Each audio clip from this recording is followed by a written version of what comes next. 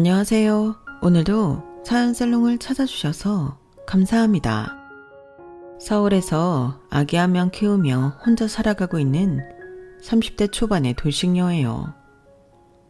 아이 아빠 측으로부터 양육비를 받긴 하지만 저도 박사학위까지 딴 환경연구원이기에 친정아버지한테 약간의 육아 도움을 받으며 씩씩하게 잘 살고 있답니다.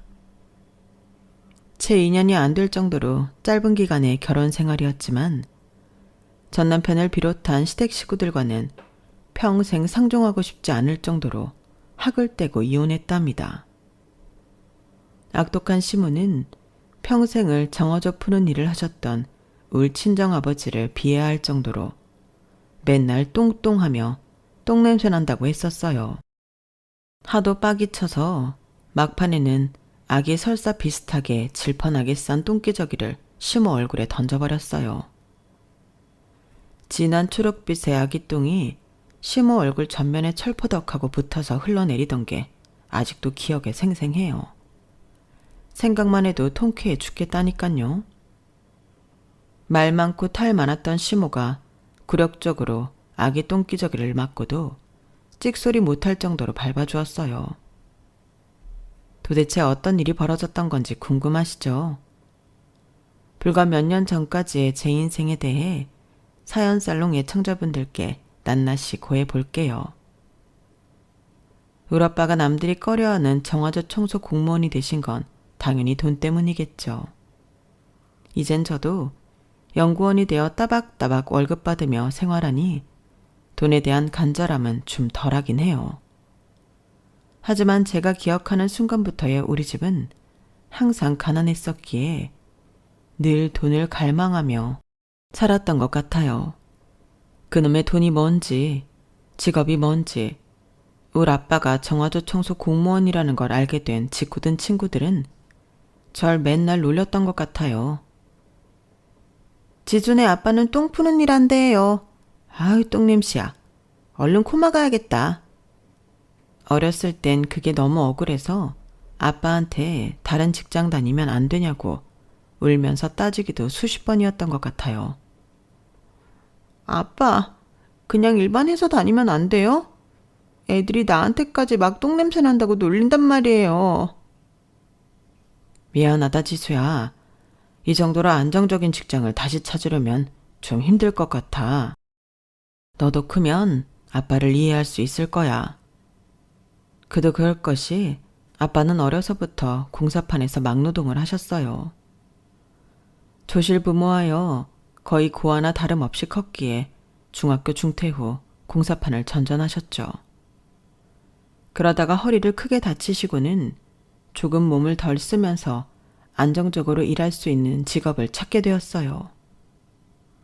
정화조 청소 공무원이 사실 아빠한텐 최적의 일이었는지도 몰라요. 제가 너무 어려서 철이 없었죠 뭐. 그땐 가정이 어깨에 짊어진 삶의 무게를 전혀 몰랐으니까요. 아기 한 명을 온전히 책임져야 하는 돌싱이 된 지금은 뼈저리게 느끼고 있네요. 저희 친정엄마도 흙수저이기 마찬가지였어요. 어렸을 적 엄마가 살아온 환경을 들을 때면 진짜 눈물이 나더라고요. 알코올 중독에 툭하면 할머니를 패던 할아버지는 밤에 술에 취해 비틀거리다가 강물에 빠져 돌아가셨다고 하네요. 폭군 같던 할아버지가 한순간에 돌아가시자 이제 좀 편안히 사나 싶었던 할머니에게서 말기 암이 발견돼 6개월 만에 돌아가셨다고 해요. 그렇게 엄마도 혼자가 되어 역시 외롭게 살던 아빠를 만났고 결혼식도 못 올린 채 혼인신고만 하고 절 낳으셨고요. 절 낳자마자 아빠는 바로 정관수술을 받으셨대요. 자식들에게 가난으로 인한 비참한 생활을 또 겪게 하고 싶지 않았기 때문에요. 외동딸 하나나 잘 기르자는 마음으로 부모님 두 분 다 제게 많은 희생을 해주셨죠. 엄마는 가죽공장에서 3교대로 일하셨는데 조금이라도 더 벌기 위해 야근에 야근을 더하다가 그만 졸음을 못 이기고 큰 사고가 나고 말았어요. 끔찍했던 그날이 엊그제일같이 생생하게 떠오르네요. 이제 집에 혼자 있을 수 있는 나이가 되어 새벽에 공장에 나간 엄마를 밤 늦게까지 기다리고 있었는데 집으로 전화 한 통이 걸려오더군요. 어릴 때였지만 따르릉 하던 그 전화벨 소리가 엄청나게 불길하게 느껴졌어요. 여보세요? 엄마? 김숙자 씨 따님 되시나요? 집에 아빠는 없니? 엄마가 가죽공장에서 일하다가 절단기에 손가락이 잘리셨어. 아빠 보고 빨리 병원 응급실로 와달라고 해. 보호자가 필요하니까. 네? 우리 엄마 손가락이 잘렸다고요? 엄마, 우리 엄마는 괜찮아요? 피 많이 났어요? 엄마. 그 아줌마는 우리 엄마 동료였어요. 엄마는 손가락이 절단되어 놀라 기절했는지 잠깐 정신을 잃은 상태라고 했어요. 아빠가 병원에 얼른 가서 엄마를 모셔왔고 거의 실신 상태의 엄마는 집에 오자마자 엉엉 울며 쓰러져 한참을 주무셨어요. 엄마가 혹시 죽은 게 아닌가 할 정도로 길고 깊게 잠을 자서 코 밑에 손을 대보기도 했죠. 엄마는 그렇게 현실의 고단함을 잊고 싶었나 봐요. 아무리 발부둥 쳐도 벗어날 수 없던 가난의 굴레를 회피하고 싶었는지도 모르죠. 그렇게 오른쪽 손가락 2개를 완전히 잘린 채로 엄마는 다시금 일을 해야 했어요. 맞벌이를 하지 않고는 집 한 칸 마련하기 힘들었거든요. 처음 시작할 때부터 워낙 가진 게 없었기 때문이죠. 그렇게 몇 년을 더 일하자 그래도 월세방에서 벗어날 수 있는 전세 보증금이 마련됐나 봐요. 부동산을 여러 군데 방문하며 전셋집을 알아보고 계시더군요. 무료 아파트로 말이죠. 대출까지 얻어 투룸 아파트 전세를 계약하고는 우리 가족은 그날 저녁 치킨 파티를 했네요. 드디어 쥐와 바퀴벌레가 드글드글하던 판자촌 월세집을 벗어날 수 있었거든요. 이제 우리도 아파트에 살 수 있게 됐어. 대출이 많이 꼈지만 허리띠 졸라매서 갚으면 되지 뭐. 하지만 운명은 우릴 편히 살게끔 호락호락하게 놓아주지 않더군요. 갑자기 청천벽력 같은 소식을 듣게 된 엄마 아빠가 처음으로 언성 높여 싸우시더군요. 얼핏 듣기로는 엄마와 가죽공장에서 친자매처럼 지내던 사람의 빚보증을 서준 게 완전히 엎어졌다는 거였어요. 엄마가 독박으로 그 빚을 다 갚아줘야 했죠. 우리 가족은 이 사건으로 인해 다시금 나락으로 빠지게 됩니다. 전셋집에서 채 3개월 만에 판자촌 월세방으로 귀환하게 됐어요. 원래 살던 곳으로 가는 거니 몸이야 금방 적응을 했지만 보증을 잘못 써서 아빠와 함께 그동안 번 돈을 모조리 날린 엄마는 죄책감과 스트레스가 어마어마했었나 봐요. 엎친 데 덮친 격으로 엄마가 뇌출혈로 쓰러지고 말았죠. 엄마, 왜 여기 쓰러져 있어? 갑자기 왜 이래? 정신 차려야 해. 아빠도 없는데 무섭게 왜 이래? 엄마, 누가 우리 엄마 좀 살려줘요. 119에 실려 병원에 간 엄마는 뇌출혈이라는 진단을 받았어요. 그래도 젊은이 치료받으면 멀쩡히 걸어 나올 줄 알았던 엄마는 그 후로 단 한 번도 스스로 걷지 못하는 신세가 돼버리고 말았어요. 아빠는 제게 굉장히 미안해하면서 엄마 간병을 부탁하시더군요. 지수야, 참 미안하구나. 그래도 집안에 돈 버는 사람 한 명은 있어야 병원비라도 충당할 것 같아서 말이야. 지금 다니는 중학교를 잠깐 중단하고 집에서 엄마를 간병해 줄 수 있겠니? 저희 시대는 중학교까지 의무교육이어서 학교 자퇴가 쉽진 않았어요. 하지만 아빠 말대로 제가 계속 학교에 다니면서 간병인을 쓰기엔 돈이 너무 없었죠. 출석 일수도 잘 못 채우니 학교에선 정원 외 관리학생으로 분류되었고 어찌저찌 자퇴 절차가 받아들여졌어요. 어려서부터 공부하길 참 좋아했던 전 학교에서 마지막 짐을 챙겨 나오며 비참한 맘에 눈물이 나더군요. 그래, 지금은 학교를 관두지만 언젠간 꼭 끝까지 공부할 거야. 박사학위까지 받아서 평생 돈 벌며 공부하는 직업을 가질 거야. 다짐은 그렇게 했지만 그 당시 시궁창 같던 내 상황으론 과연 박사학위까지 딸 수 있을까 자신이 없었죠. 저만 바라보고 누워 계신 우리 엄마를 돌봐야 했거든요. 그렇게 비세고 곰팡이 가득한 판자촌 월세방에서 하루 종일 간병하는 나날이 계속되었어요. 그 동네엔 단순히 가난한 사람들만 사는 게 아니었고 인성이 개차반인 수준인 주민들도 많았어요. 그중 유독 하예나처럼 엄마와 저만 있는 낮 시간대에 우리 집에 쳐들어오려는 미친 아저씨가 있었어요. 너무 무서웠죠.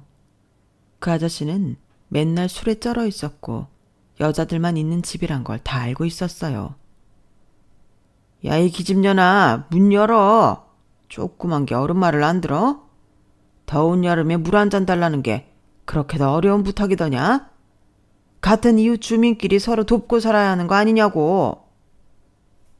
맨날 공포에만 떨고 있었는데 그날은 안 되겠다 싶어 경찰을 불렀고 그 미친놈은 연행돼 갔어요. 그런데 어쩐 일인지 바로 풀려났다더군요. 그날 이후로는 신고했다며 더 꼬장을 부려댔어요. 그날은 아빠가 정화조 청소일을 잠깐 쉬던 휴일이었는데 이 소리를 들은 아빠는 엄청나게 화를 내며 문으로 향했어요. 그 미친 아저씨를 대면하고는 둘이서 삿대질을 하며 싸우기 시작했죠. 당신 뭔데 내 와이프랑 딸내미 있는 평일낮에 우리 집에 쳐들어오려는 게요? 대체 뭔 수작을 부리려는 줄 모르겠지만 계속 이러면 내가 진짜 콩박 매겨버릴 거야. 뭐 이 새끼야? 너 지금 내가 무슨 중범죄라도 저지르려고 했다는 거야 뭐야? 증거 있어? 증거 있냐고. 전 말리고 싶었지만 커다란 두 남자가 급기야 서로를 밀치며 싸우는 게 좀 무서웠어요. 그러다가 우리 아빠가 민 게 아니라 술에 취해 꽐러가 된 그 아저씨가 본인의 몸을 가누지 못한 채 뒤로 나자빠져 버렸어요. 하필 그곳에 뾰족한 돌덩이가 솟아 있었고 머리를 찧어 피가 나더군요. 119를 불러 병원에 바로 데리고 갔지만 너무 어이없게 그 아저씨가 사망하고 말았어요. 아빠는 경찰에 바로 연행되었죠. 저도 경찰에 쫓아가 경찰관들에게 적극적으로 어필했어요. 제가 봤어요. 우리 아빠가 밀지 않았어요.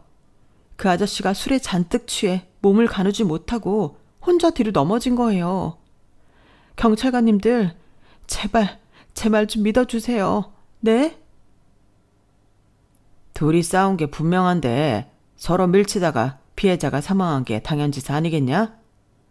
네 아빠 감싸고 도는 거 내 모를 줄 알아.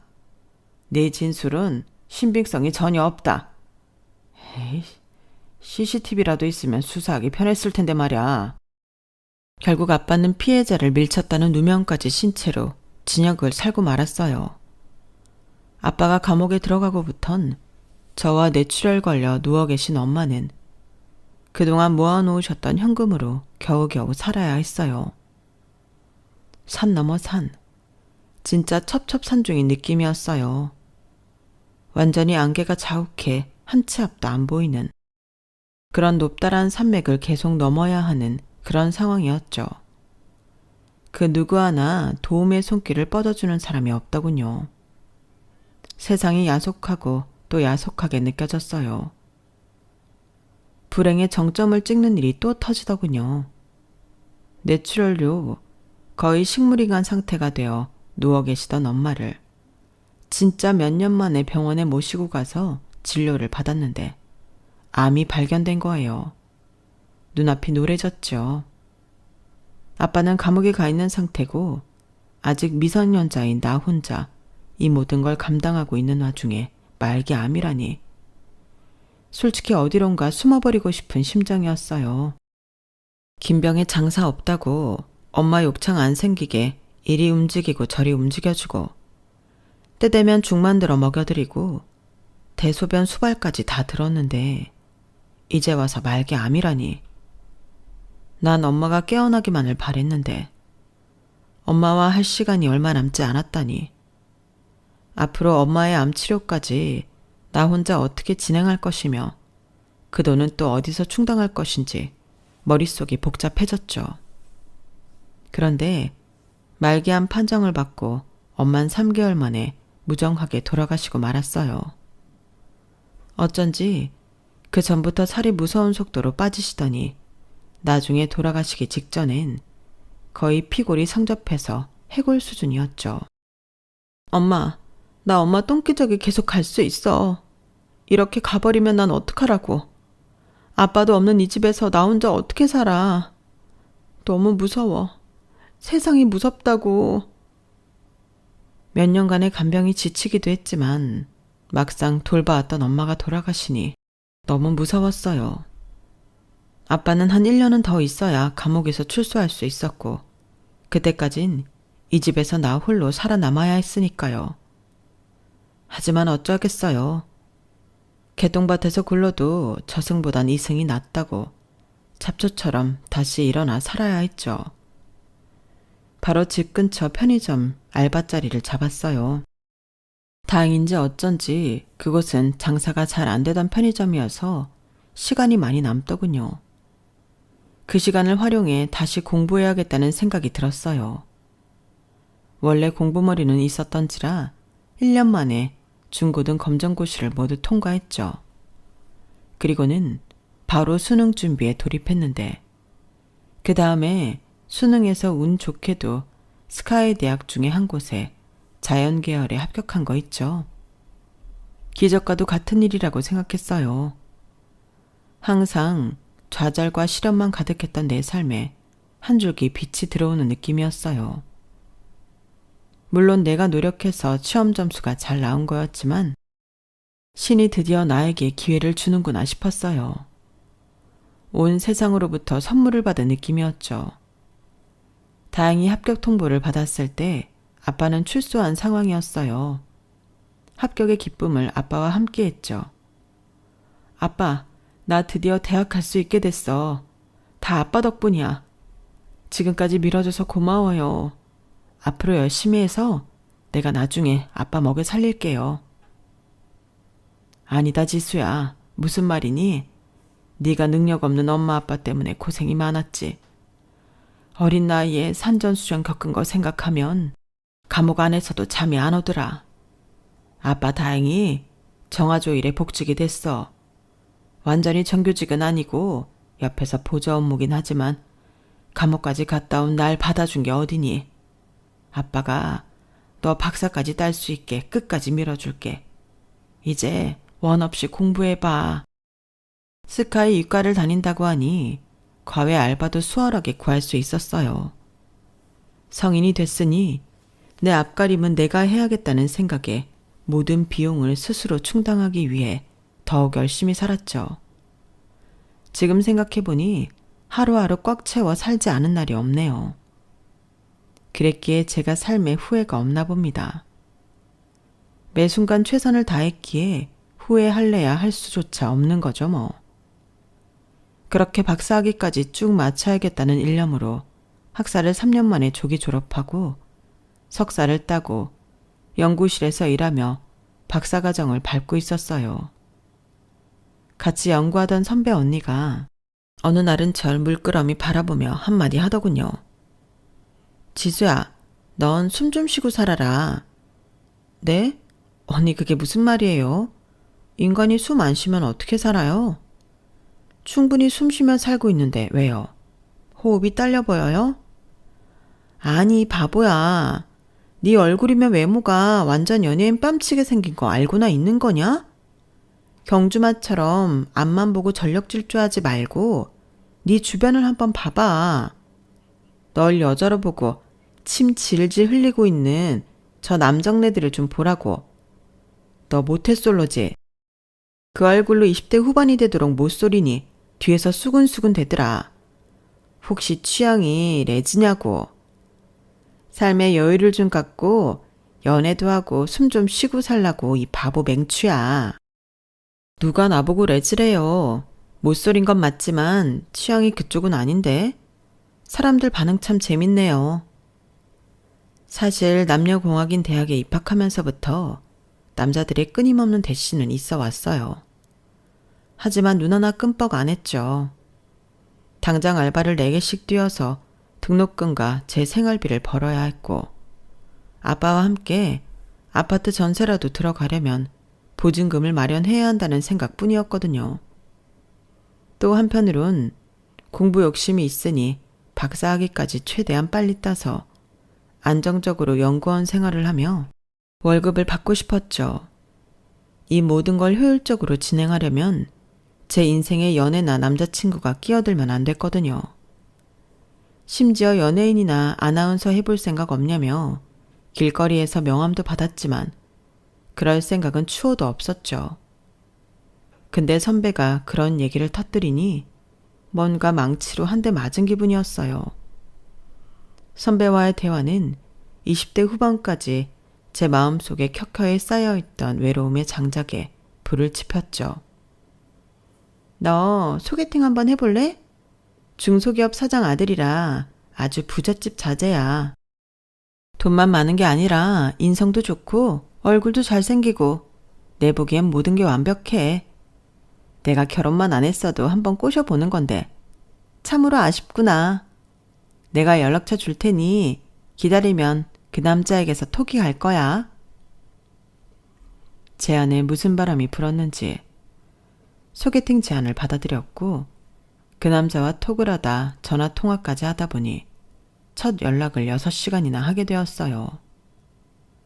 그만큼 첫 대화에서 서로 너무 잘 통한다는 느낌을 받았죠. 바로 그 주 주말에 만나기로 약속을 잡은 후에도 우린 계속 시도 때도 없이 연락을 주고받았어요. 그러다가 그 남자와 생전 처음 소개팅이란 걸 하게 됐고 서로에 대한 느낌이 너무 좋았던 만큼 그날 바로 사귀게 되었습니다. 카페에서 만나서 얘기를 하다가 근처 호프집으로 이동했는데 나갈 때 손까지 잡고 나갔네요. 이미 서로에 대해 연인으로 잘 지낼 수 있다는 확신이 들었거든요. 남친은 중금속 가공회사를 운영하는 부친 밑에서 경영 수업을 받던 사람이었어요. 그는 내가 박사과정을 거의 마치고 있다는 얘기를 듣고는 너무 대단하다며 절 축혀 세워주더군요. 지수씨, 아름다운 외모에 공부까지 잘한다니 대단하네요. 왜 보통 예쁜 여자들은 그냥 쉽게 인생을 살아가려는 사람들도 많잖아요. 워낙 인기 많고 남자들이 서로 채가려 하니까요. 자기 커리어에 대한 목표가 확실하니 진짜 멋지네요. 내가 그 과정에 있어 방해 안 되고 가만히 곁에 있어도 될까요? 혹시 도움을 줄 수도 있을 테고요. 이렇게 서로의 일에 대한 얘기를 하다 보니 부모님 직업은 뭐냐 등 가정 환경에 대해 얘기할 타이밍은 잘 없었어요. 아니, 그냥 초반엔 밝히기 싫었는지도 모르겠어요. 엄마 일찍 돌아가시고 어렵게 살아왔다 정도로만 언급하고 넘어갔죠. 어릴 적부터 동네에서 짓궂은 친구들이 저희 아빠가 똥 푸는 사람이라며 놀리던 게 트라우마로 남아있었던 것 같아요. 거의 30살이 다 되도록 말이죠. 게다가 아빠는 계속 정화조 청소 일을 하고 싶으시다며 꾸준히 일하고 계셨거든요. 내심 남자친구가 혹시라도 우리 아빠의 직업을 알면 싫어할 수도 있겠다는 생각이 들더군요. 더군다나 남친은 나름대로 크게 사업을 하고 있는 집안의 자제인데 밝히더라도 나중에 밝히자란 생각이 들었죠. 남친은 저의 첫 남자이자 첫사랑이었어요. 박사 과정을 성공적으로 마칠 때까진 연애와 병행할 수 없을 거라고 생각했던 제 판단이 틀렸음을 뒤늦게서야 알았죠. 남친과 연애하며 박사 과정도 마쳤고 정식 연구원이 되어 차곡차곡 커리어를 쌓아갈 수 있었어요. 내 인생에 이렇게 평탄한 나날이 계속되다니 놀랍고도 감사했죠. 남친은 삶의 고단함에 찌들어 여행은 해본 적도 없던 제게 신세계를 열어주었어요. 휴가 때가 되면 세계 이곳저곳을 함께 여행하며 드넓은 세상을 구경시켜 주었죠. 거기까진 참 좋았는데 서울에 와서 연구실에서 연구를 하는데 씨앗 냄새가 갑자기 코를 찌르더니 우웩하고 다 개워내고 말았어요. 그 후에도 구토는 며칠을 계속 가더군요. 느낌이 너무 이상해서 혹시나 하는 마음에 임신 테스트기를 해보았고 3개 모두 선명한 2줄이 나오더군요. 빼도 박도 못하는 임신이었죠. 전 당연히 남친한테 먼저 연락했어요. 전화를 하는데 어찌나 떨리고 뭔가 쑥스럽던지 너무 어색했어요. 자기야, 너무 놀라지 말고 들어. 나 임신한 것 같아. 방금 테스트기 해봤는데 2줄이야. 토요일에 산부인과에 같이 가줄 수 있어? 그런데 남친의 말투에서 심란함이 고스란히 묻어나오더군요. 뭐? 임신? 아니 이럴 수가. 조심한다고 했는데 어떻게 임신이 될 수 있지? 진짜 임신 맞아? 내 아이인 거 맞아? 확실해? 근데 나 토요일에 출장 잡혀 있는데 어쩌지? 뭐? 지금 무슨 말을 하는 거야? 그럼 내가 딴 남자 아이라도 임신했다는 거야? 뭐야?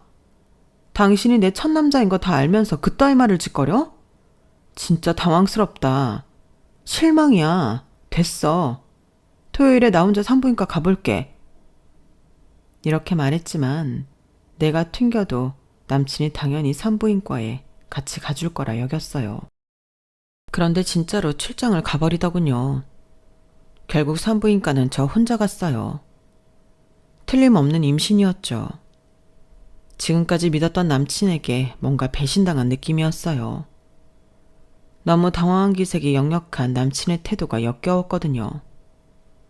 하지만 이미 엎질러진 물을 어쩌겠나 싶더군요.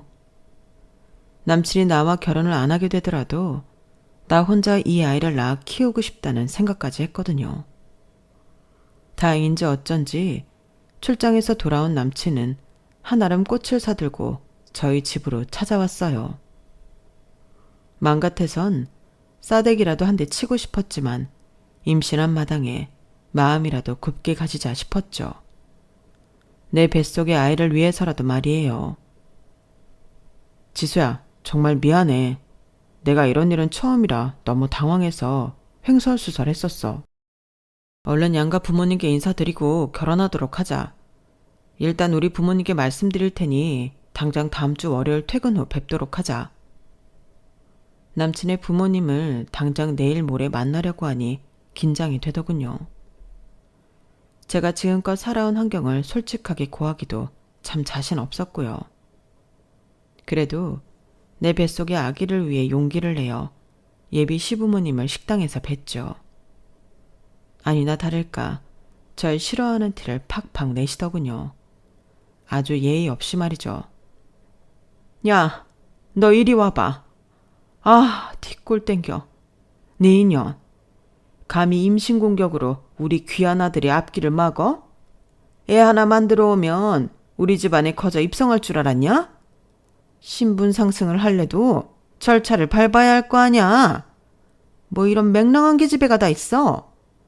너 엄마 일찍이 죽고 아빠밖에 없다며. 니네 아빠 대체 뭐 하는 사람이야? 여자의 교육을 어떻게 시켰길래 만난 지 몇 년 되지도 않았다면서 임신부터 해와? 죄송하게 됐습니다, 어머님. 하지만 제 뱃속에 소중한 아이가 다 듣고 있을 텐데 말씀 좀 가려서 해주시죠. 저희 아버지는 정화조 청소 일을 오랫동안 해오고 계십니다.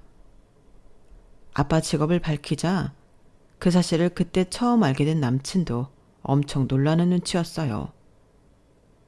예비 시모와 시부가 놀라 자빠지는 건 당연했고요. 뭐라고? 청화조 청소일이면 똥 푸는 일 말이냐? 몇십 년간 똥 푸는 일에서 널 키웠단 말이야? 아, 여보, 나 쓰러질 것 같아요. 나 좀 부축해줘요. 엄마, 미리 말씀 못 드려 죄송해요. 나도 예비 장인어른 직업은 처음 들었네. 그래도 열심히 사시는 분이라니 그냥 넘어가면 안 될까요? 야, 박희철. 너 내가 얼마나 귀하게 키웠는데. 너한테 들어간 돈이 얼마며 네가 우리 회사를 물려받아야 하는데 어디서 똥냄새 풀풀 풍기는 장인을 들이겠다는 거야? 안 돼. 야, 너 애기 때 당장 중절 수술 받고 헤어지란 말이야. 여보, 얼른 집에 갑시다. 더 이상 얘네 말 듣기도 싫으네요. 그렇게 예비 시부모는 서둘러 자리를 떠나더군요. 저는 그렇게 모욕당한 것에 화가 엄청나서 남친에게 선포했어요. 나 이 결혼 못하겠어. 이 아이는 나 혼자 낳아서 키울 거야.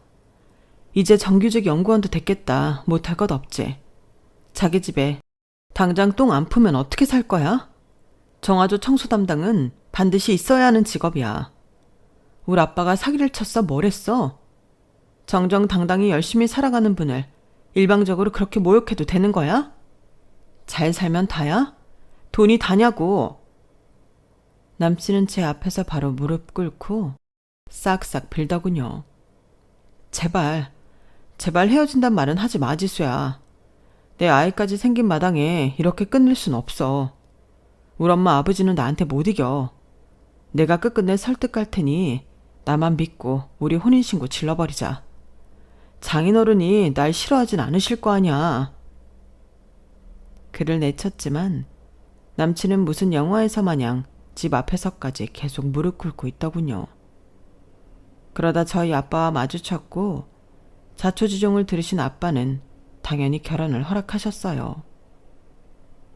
지수야, 애기까지 생긴 마당에 마음 좀 여유롭게 쓰자꾸나. 아빠는 세상 사람들의 그런 반응에 이미 익숙해. 아무렇지도 않다고. 결혼해서는 박서방이 시댁과의 중간 딸이 역할 제대로 해준다고 하니 믿어보자. 얼른 상견례 날짜 잡아라. 아빠가 사돈어른들 직접 뵙고 잘 말씀드려 볼 테니. 그렇게 찜찜한 마음을 안고 결혼을 계속 진행했어요. 상견례 날짜를 잡으려 했지만 그쪽 시부모들은 상견례 자체를 거부했어요. 똥푸는 사돈을 만나고 싶지도 않다는 거였죠. 대신 엎질러진 물이고 아들이 강력히 원하니 그냥 혼인신고하고 시댁에 들어와서 살라고 했다더군요. 정신없이 휘몰아치는 상황에 대체 어떻게 해야 좋은 판단인지 전혀 가늠이 되지 않았어요. 그냥 단순해지기로 했죠. 그래, 뱃속에 우리 아기만 생각하자. 그렇게 혼인신고를 하고 일단 배가 불러올 때까진 연구소에서 계속 근무하기로 했어요. 그때 제게 소개팅을 주선해줬던 연구소 선배 언니가 어두운 표정으로 귀뜸을 해주더군요. 지수야, 우리 연구실에서 어떤 신문사로부터 환경오염 조사를 의뢰받았는데 그게 글쎄 희철 씨네 집안 회사 근처 강인 거 있지? 그 회사 오염수 방류에 대해 예전부터 문제가 좀 있었나 봐. 나도 지금에서야 알았네. 그 신문 기자가 슬쩍 나한테 털어놓기를 그 회사 비리가 엄청 많다네. 오너들의 인격이 개차반이라 직원들한테 노동법 어긴 사안도 수십 가지고 말이야. 무슨 깡인지 기자들한테도 막대하게 일쑤여서 기자들이 아주 벼르고 있다네. 나도 처음 듣는 얘기라 듣는 내내 소름이 돋는 거 있지? 희철 씨랑은 요즘도 잘 사귀고 있어? 만일 조금이라도 수틀리면 그냥 헤어지는 게 나을 것 같아. 내가 소개팅 해주고 이런 얘기를 하다니 나도 참 못났네. 그런 얘기를 듣자마자 전 얼음이 되고 말았어요. 지금 그 집안의 가업을 물려받을 남자의 아이를 임신한 채로 혼인신고까지 다 끝낸 마당에 안 좋은 소식을 듣게 되다니 어찌할 바를 모르겠더군요. 언니, 그 신문 기자님 연락처 좀 알 수 있을까요? 대체 어떤 문제들이 있는지 내가 좀 알아야겠어요. 그렇게 전 해당 신문 기자를 만나서 모든 얘기를 다 들을 수 있었어요. 제가 그 집안 자제와 곧 결혼할 사람이라고 하니 순순히 다 말해주더군요. 그 집안 조심하셔. 언제 어떻게 사람 등질지 모르는 족속들이니. 기자로부터 마지막 조언을 듣고는 헤어졌어요. 그리고는 현재 살고 있는 시댁으로 가야만 했죠. 강남의 대저택이었지만 제겐 지옥으로 들어가는 문같이 느껴졌어요. 제가 짐을 들고 시댁에 들어갔던 순간부터 시모는 모든 살림을 제게 다 시키고 온갖 구박이며 모욕을 주더군요. 그렇게까지 제게 세게 나온 이유를 머지않아 알게 되었죠. 시모와 시부가 저 몰래 하는 얘기를 엿들었거든요. 아, 저 기집애를 못살게 굴어서 제발로 이 집에서 이혼 선언하고 기어나가게 만들어야겠어요. 내 전략 어때요, 여보? 악마의 속삭임 같더군요. 기어코 이혼을 종용하던 시모가 사람같이 안 보였어요. 그 이후로도 맨날 똥냄새가 어쩌고 하면서 제게 모욕을 주기 일쑤였죠. 아, 야, 환기 좀 시켜라. 똥 푸는 집안 딸을 며느리로 들였더니 여기저기서 구린내가 진동을 하는구나. 동네 창피해서 원. 친척 어른들이 니네 아버지 직업, 집안 얘기, 출신 성분 다 모르니까 혹시라도 입 뻥긋하지 말아라. 알았냐? 저희 아빠 직업이 그렇다고 상견례도 안 하시고 얼굴 한번 본 적 없으시면서 뭐 맨날 똥냄새 난다고 그러시는 거예요. 이제 만삭인 며느리한테 그렇게 스트레스 주고 싶으세요? 어머님이 저 이혼시키고 싶어 한다는 거 잘 알고 있어요. 그게 시어머니로서 가당키나 한 일인가요? 당최 이해가 안 되는 건 바로 어머님이라고요. 시댁에 얹혀 살면서 맨날 이렇게 부딪혔지만 정작 남편은 회사일 바쁘다며 방패막이는커녕 집에도 잘 안 들어오더군요. 나와 왜 결혼을 그렇게 하고 싶어 했는지 미스테리였죠. 당신, 회사에 당신 방이 있는 건 알고 있지만 집엔 왜 안 들어오는 거야? 만삭이라 이제 회사에 휴직계까지 넣고 오늘 내일 하고 있는 사람 쳐다도 안 보는 건 무슨 심보야? 대체 왜 나랑 혼인신고하고 싶어 한 거냐고, 왜? 아, 이렇게 맨날 불평불만투성이니 너랑 대화하고 싶겠니? 집에만 가면 나 붙잡고 하소연이니 나도 미쳐 돌아가시겠다. 나 회사에서 잘래. 알아서 애를 낳든지 말든지 마음대로 하라고. 남편과 시댁의 푸대접 속에 마음속의 응어리만 점점 커지고 있었어요. 하루하루 악화된 상황 속에서 아들을 출산하게 됐고 시부모들은 그래도 손자만큼은 이뻐해 주더군요. 불행 중 다행이었죠. 우리 아들 기현이는 가족들의 사랑 속에 무럭무럭 자랐죠. 가끔 서글플 때마다 친정아빠한테 전화했어요. 내가 기댈 사람은 우리 아빠밖에 없었거든요. 지수야, 못난 애비 직업이 이래서 시댁 어른들이 아직도 많이 미워하시니? 네가 정 그러면 내가 직업을 바꿔볼게. 예전에 노가다 일 한참 했었으니 건설 현장 가서 한 번씩 일해서 돈 벌지 뭐. 아빠, 아니에요. 아빠 디스크도 있는데 그 나이에 무슨 막노동을 한다고 그래요. 그냥 익숙한 일, 아빠가 가장 잘할 수 있는 지금 그 일 계속하세요. 직업에 귀천이 어딨어요. 직업 갖고 자꾸 걸고 넘어지는 시모 시부 생각이 못된 거죠. 저 마음 단단한 거 아시잖아요. 근데 왜 자꾸 눈물이 나지? 아빠, 전화 끊을게요. 괜히 친정아빠 마음만 심란하게 만들어드리고 전화를 끊기를 여러 번 했네요. 아마 아빠 마음도 문드러졌을 거예요. 불행한 결혼 생활이었지만 우리 기현이 보는 낙으로 계속 유지해야 한다고 생각했어요. 그래도 경제적으로 여유 있는 집안에서 크면 뭔가 더 기회를 많이 얻을 수 있을 거라 생각했거든요. 찢어지게 가난한 환경에서 제대로 먹지도 입지도 못하고 큰 저의 삶을 그대로 물려주고 싶지 않았어요. 우리 아기가 그렇게 산다고 생각하면 마치 공포영화를 본 것처럼 식은땀이 줄줄 나더군요. 그런데 저의 인내심을 바닥치게 만들고 제 성질을 폭발시켜버린 사건이 하나 터지고 맙니다.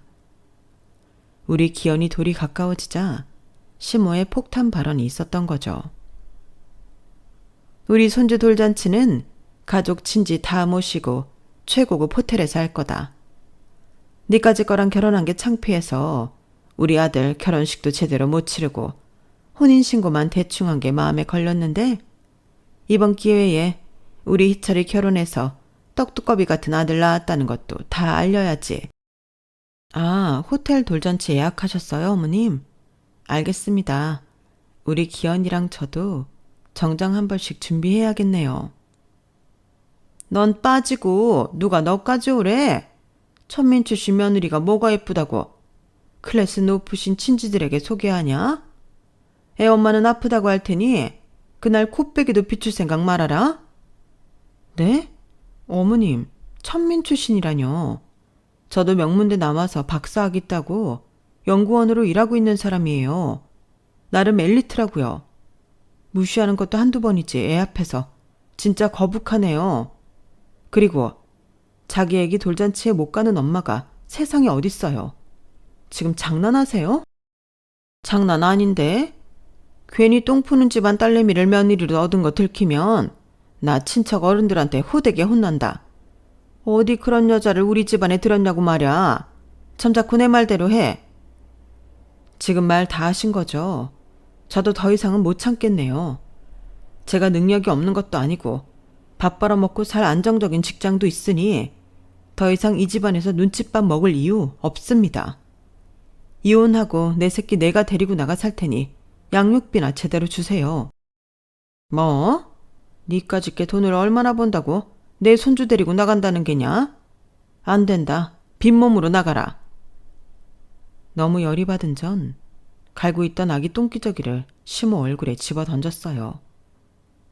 초록빛 아기 똥이 철퍼덕 시모 눈, 코, 입을 타고 흘러내리더군요. 소리를 지르며 당황하고 있는 시모에게 쏘아 붙였어요. 어머님, 내가 돌대가리인 줄 아세요? 순순히 그냥 나갈 것 같아요. 맨날 똥냄새 운운했으니 진짜 설사똥 한번 제대로 싸고 나갈까요? 내 방에서 당장 자료 가져올게요. 내가 알고 있는 이 집안의 회사 비리에 대해 일목요연하게 정리한 게 있는데 신문 기자로부터 넘겨받은 거니까 100% 팩트겠죠? 얼굴에 묻은 아기 똥을 닦던 시모와 뒤에서 늘 반감만 하고 있던 시부에게 자료를 던져줬죠. 모든 걸 다 확인하고는 발발 떨더군요. 며느리야, 너 이거 다 어떻게 알았냐? 여지껏 신문기자한테 돈 줘서 먹은 것들인데 대체 어느 기자가 또 발설한 거야? 아버님, 어머님, 난 이제 이혼하고 애기 데리고 나갈 거니까 이 집안과는 상관없는 거 알죠? 이거 알고도 이 집에 남아서 그래도 며느리 노릇 하려고 했는데 변하는 것도 없고. 그럴 필요 없겠네요. 앞으로 신문 한번 보세요. 거기에 아주 자세히 실려 있을 테니. 저 바보 아닙니다. 제가 아는 기자가 언지를 주더군요. 이제 때가 됐다고. 그럼 저 짐 싸서 나갑니다. 콩밥 한번 드셔보시죠, 이 기회에. 그렇게 애기 짐만 대충 싸서 친정으로 왔어요. 그 후로 이혼을 비롯한 모든 과정을 아는 변호사를 통해 진행했죠. 나름 꽤 큰 회사였던 남편의 회사는 비리가 밝혀진 후로 이미지가 엄청나게 나빠졌고 급기야는 시부가 깜빵에 가게 되었어요. 다행히 전 남편은 양육비를 따박따박 주더군요. 전 바로 연구소에 복직하였고 친정아빠와 함께 살며 아빠로부터 육아 도움을 받고 있죠. 연세가 있으신 아빠가 더 이상 일터로 나가시지 않도록 생활비며 용돈도 두둑이 드리고 있고요. 거지 같던 시댁과 연을 끊으니 이제서야 제 생활이 정상으로 돌아온 것 같아요. 첫 남자이자 첫사랑인 전 남편에게 크게 데이자 현재 남자 생각은 전혀 들지 않네요. 그저 우리 기현이를 잘 키워야겠다는 마음뿐입니다. 지금껏 정화조 청소하시며 힘들게 살아오신 아빠가 건강에 오래 사실 수 있도록 케어하는 것도 제 몫이겠죠. 님이라는 글자에 점 하나만 붙이면 남이 된다고 하더니 역시 피 섞인 가족이 최고인가 봅니다. 부모님 살아계실 때 효도해야죠. 제 이야기를 지금껏 함께 들어주셔서 감사해요. 여러분들도 항상 가족들과 행복하세요. 건강하시고요. 여러분, 사연 댓글에 응원과 현명한 조언 부탁드려요. 좋아요와 구독은 저에게 큰 힘이 됩니다. 오늘도 좋은 일 가득하세요.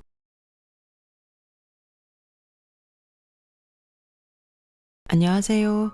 오늘도 사연 살롱을 찾아주셔서 감사합니다. 다들 이번 명절은 무탈하게 잘 지내셨나요?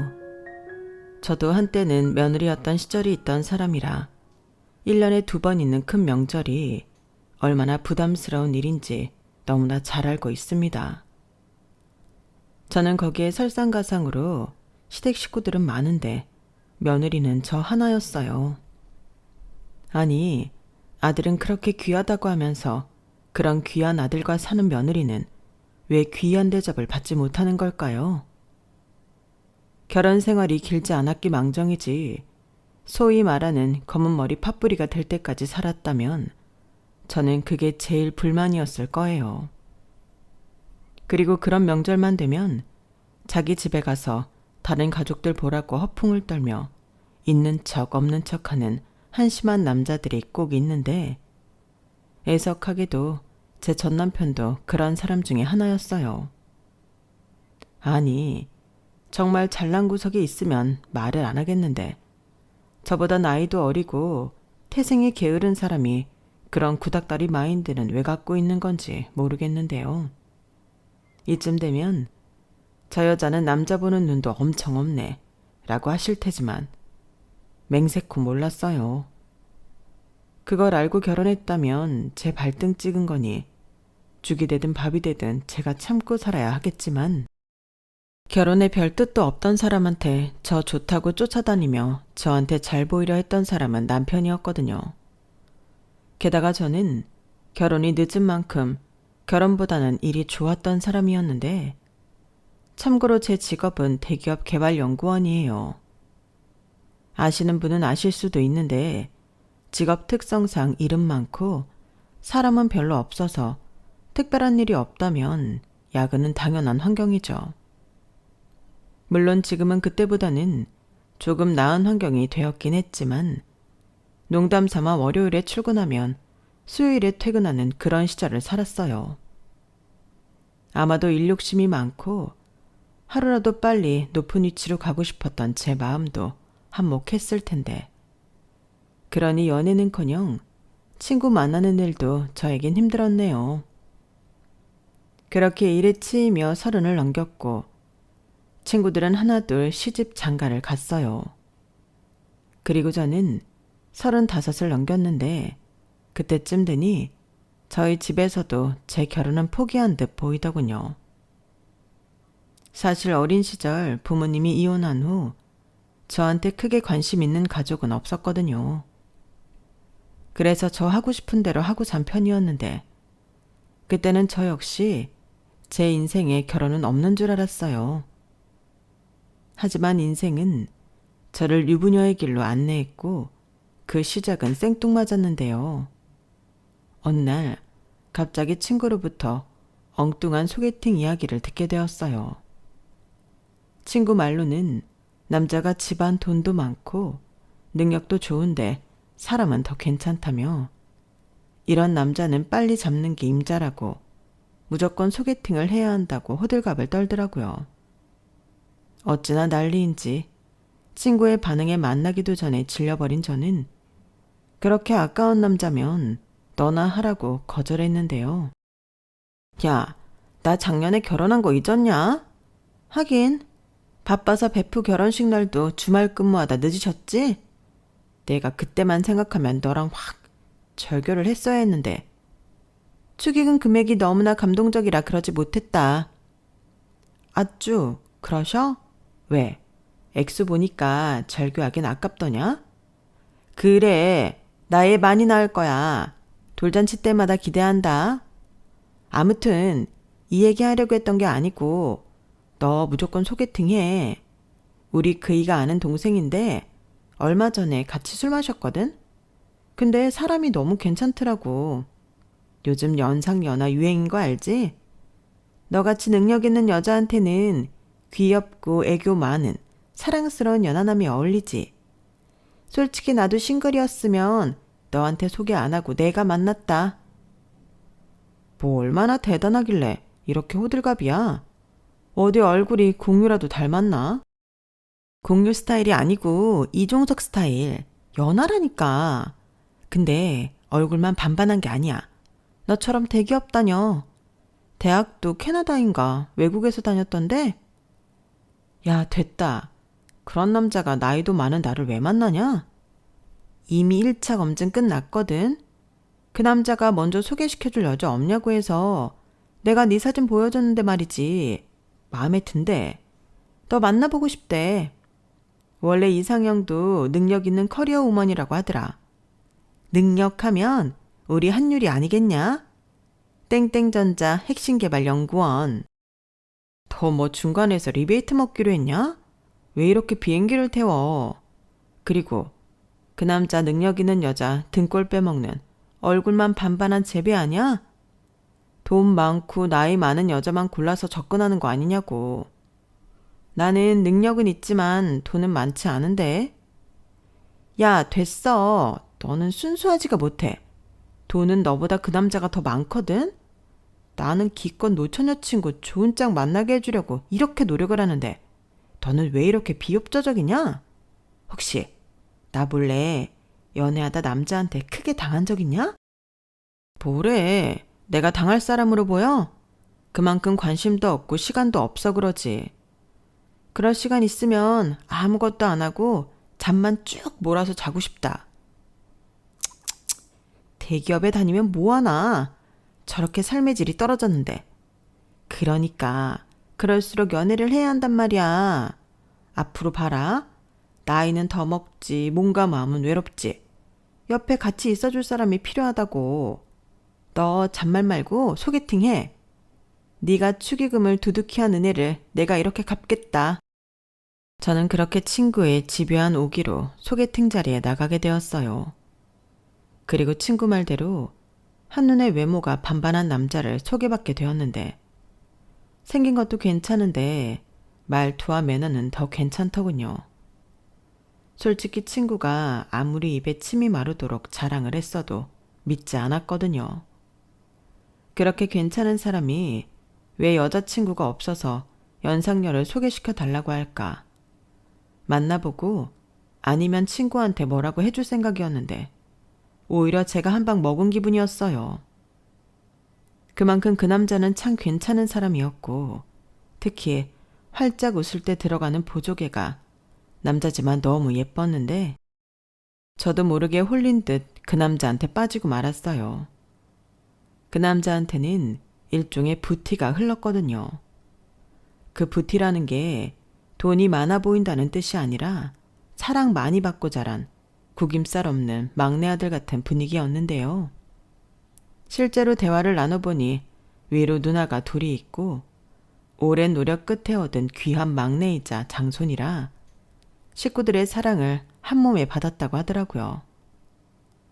그리고 친구 말처럼 그 남자 집이 꽤 살았는데 서울은 아니지만 지방 도시에서는 나름 유명한 부자라는 것 같았어요. 3대째 내려오는 생갈빗집을 해서 돈을 아주 많이 벌었다고 하던데 그래서 아들이고 딸이고 모두 대학은 유학을 보내 마치게 했고 중고등학교 때도 방학이면 미국이다 호주다 캐나다에 어학연수를 보냈다고 했는데 얘기를 들어보니 진짜 집에 돈이 많긴 한 것 같았어요. 그리고 집에 돈도 많아 그런지 누나들도 시집을 잘 갔는데 모두 의학 박사, 집도 내놓으라고 할 정도로 잘 사는 집들과 사돈을 맺었다고 하더라고요. 솔직히 거기까지 이야기를 들었을 때는 이유 모를 주눅이 들었어요. 아직 정식으로 만나는 사이도 아니었는데 저는 이미 조건 미달처럼 느껴졌고 반면에 이 남자는 온 식구들이 자기를 왕자처럼 떠받들어 준다고 하는데 태어나 처음으로 자신이 없더군요. 물론 그때도 이 남자는 저에게 허풍 섞인 농담을 잘했는데 그때는 제가 순수한 건지 아니면 연애 경험이 없어서 감이 없던 건지 농담도 진담으로 알 때가 많았거든요. 진짜 잘난 사람이 잘난 척을 하는데 그냥 다 사실 같더라고요.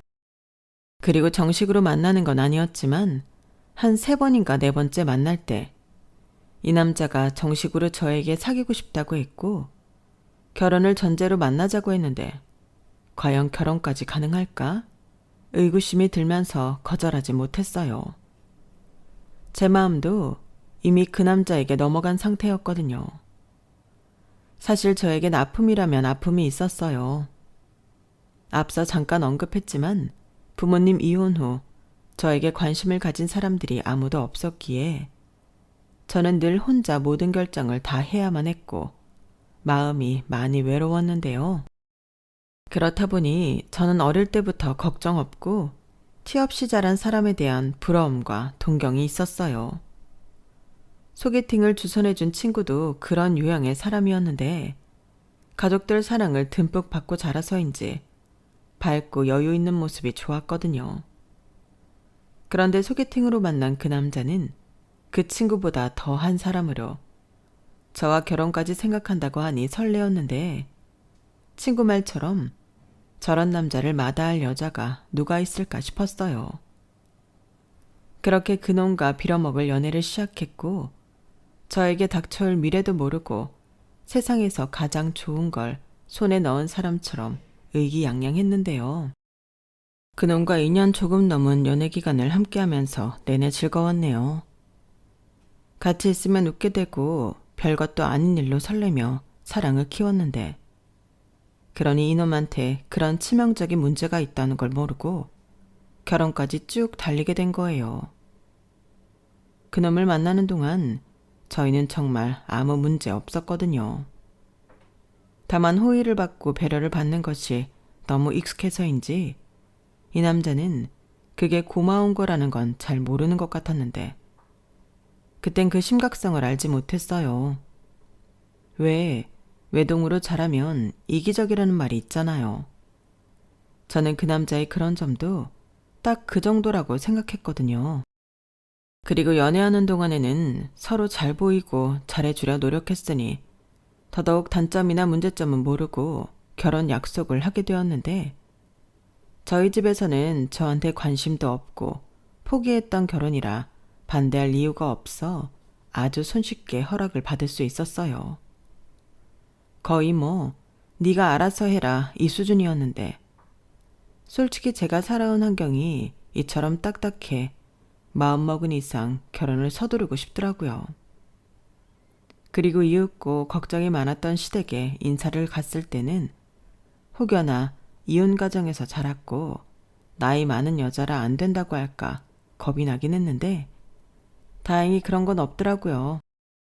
예비 신랑이 된 그 남자 말대로라면 이미 제 얘기를 가족들에게 전부 했고 무조건 저랑 결혼할 거라 반대해도 소용없다고 손을 써놨다고 했는데 그래서인지 제가 긴장을 잔뜩 하고 그 집에 방문했음에도 식구들이 새 식구 될 사람이 왔다며 저를 열렬히 반겨주는 분위기였어요. 거기에 가족 구성원 중에 여자들이 많아 그런지 집안 분위기도 밝고 좋았는데 뭔가 나도 여기에 소속되었다는 이상한 만족감에 예비 시댁에 갈 때마다 즐거웠어요. 하지만 그것도 어디까지나 예비 시댁이었을 때나 해당되는 말이었는데 그 예비라는 단어가 빠지니 시댁은 시댁이더군요. 며느리는 절대 그 소속이 될 수 없다는 걸 결혼 생활 내내 느꼈거든요. 하지만 그런 제 미래도 모르고 저는 좋다고 결혼 준비에 들어갔고 신혼집은 차가 없는 제 편의를 봐준다며 남편과 시댁에서 제가 다니는 회사 통근버스 정류장 근처에 매매할 수 있도록 배려해 줬는데 매매할 때 필요한 계약금을 시댁에서 모두 지원해 주셨어요. 물론 전부를 해줬다면 너무 감사했겠지만 그러면 제가 너무 기울어진 결혼을 하는 것 같아 2억의 대출금을 끼고 작은 9억 아파트를 매매했는데요. 이후 대출금은 남편과 제가 노력해 갚기로 했죠. 우선 거기까지는 아무 문제가 없었어요. 하지만 문제는 결혼식장이었고 저희 가족은 서울, 시댁 가족들은 지방에 있다 보니 한쪽은 꽤 먼 거리를 이용해야만 했는데 저는 당연히 서울에서 결혼하게 될 줄 알았죠. 하지만 그건 어디까지나 저와 저희 가족들의 생각이었고 시어머니는 무조건 결혼식은 시댁이 있는 지방에서 해야 한다고 하셨는데요. 여기도 지방이긴 하지만 고속도로만 타면 2시간이면 오잖아.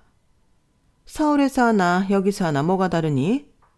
내가 우리 가게에서 손님들 접대도 좀 하고 그러라고 하니까 네가 맞춰라.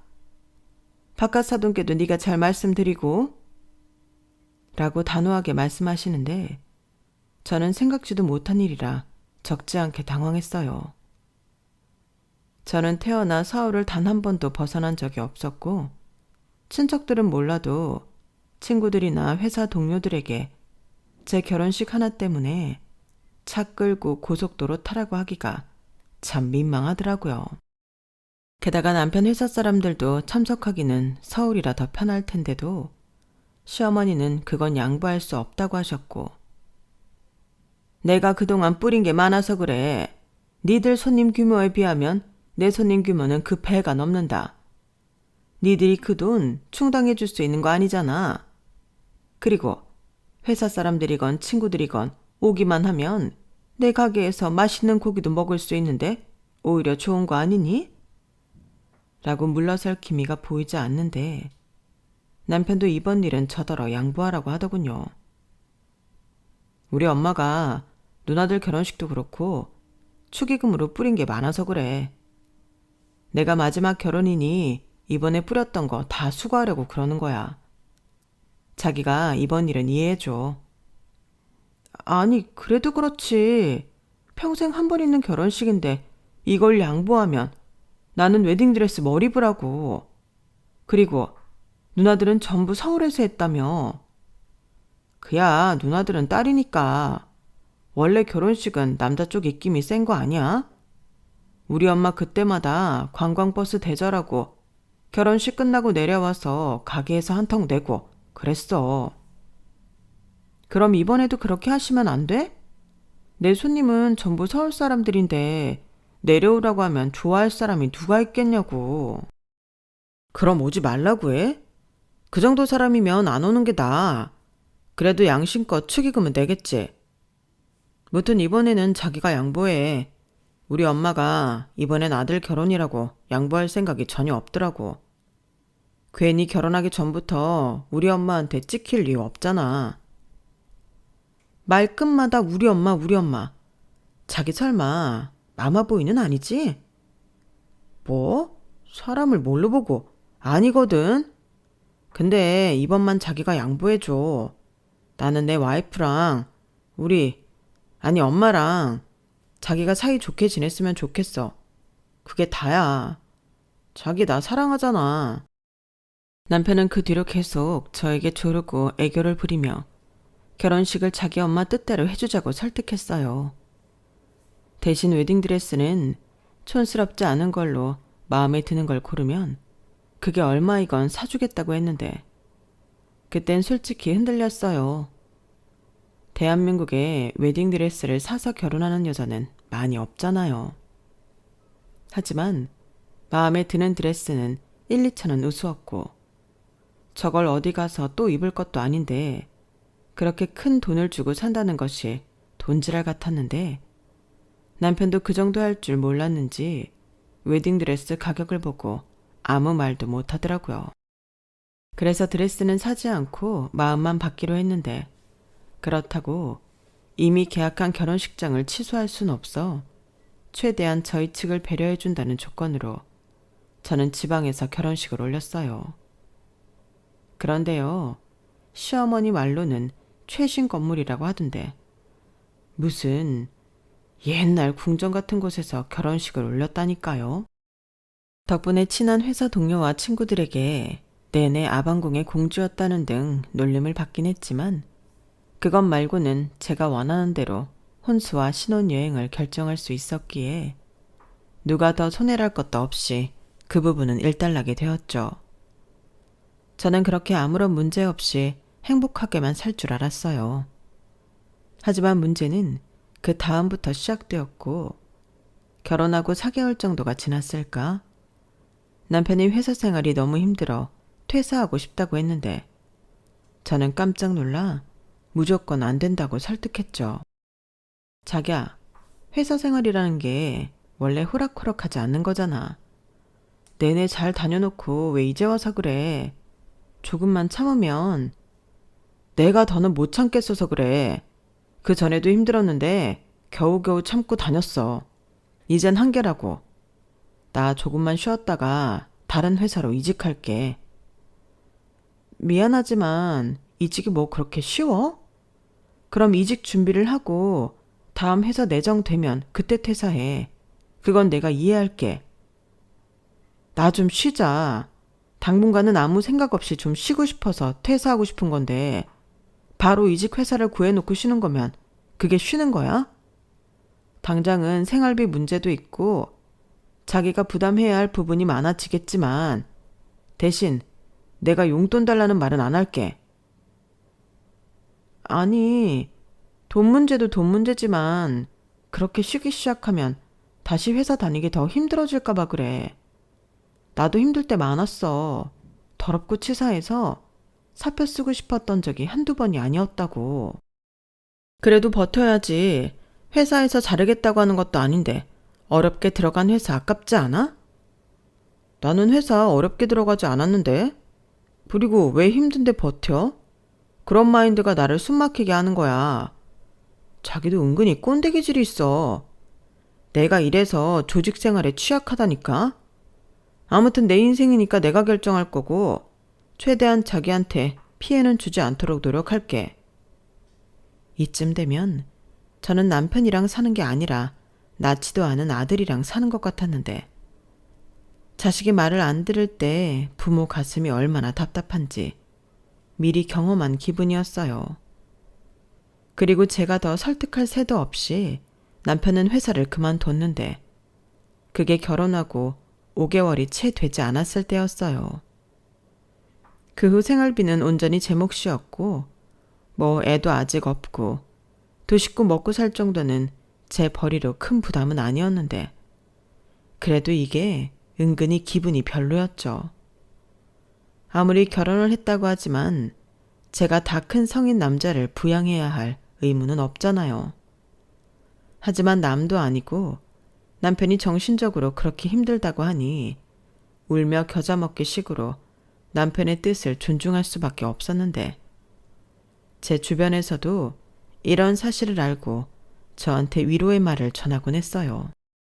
괜히 남편 우울증 와서 힘든 것보다 그게 더 나아. 자기 신랑 아직 어리고 능력 있잖아. 좀 쉬다 보면 금방 재취업하겠지. 그 정도 스펙이면 어디든 못 가겠어? 라고 하는데 그래도 저게 말뿐이긴 하지만 저에겐 위안이 되더라고요.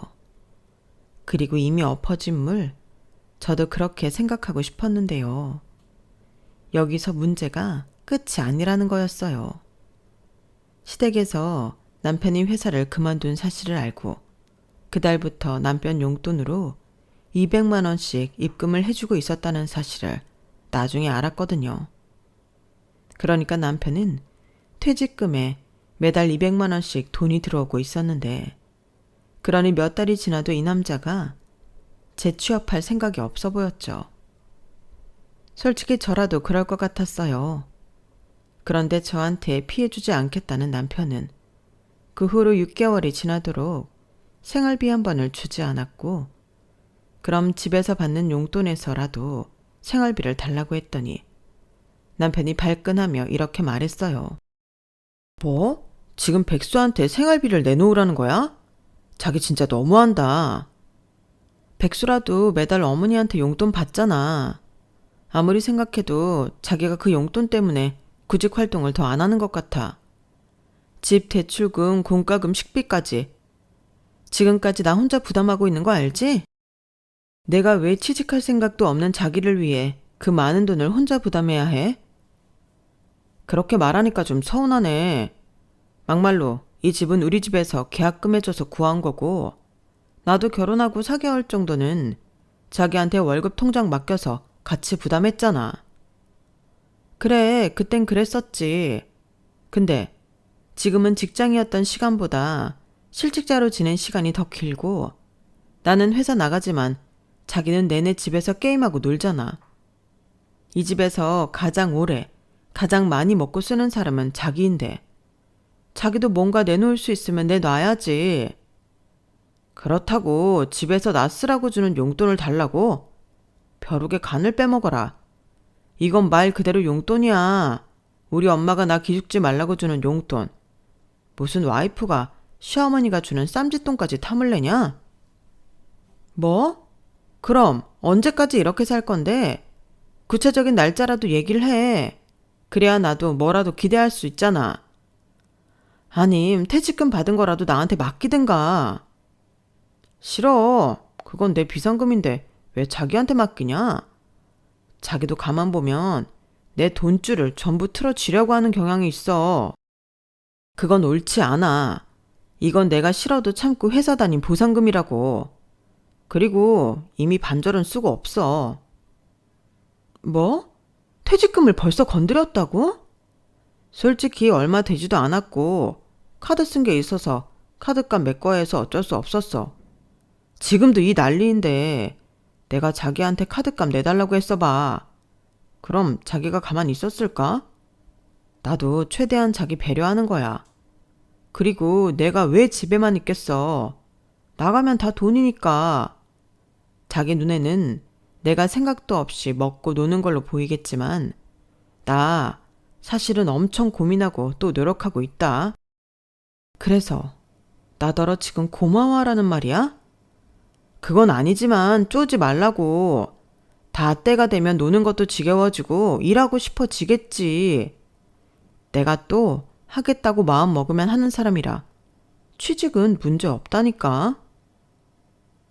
남편은 어디서 나오는 자신감인지 백수 주제에 매사가 자신만만했어요.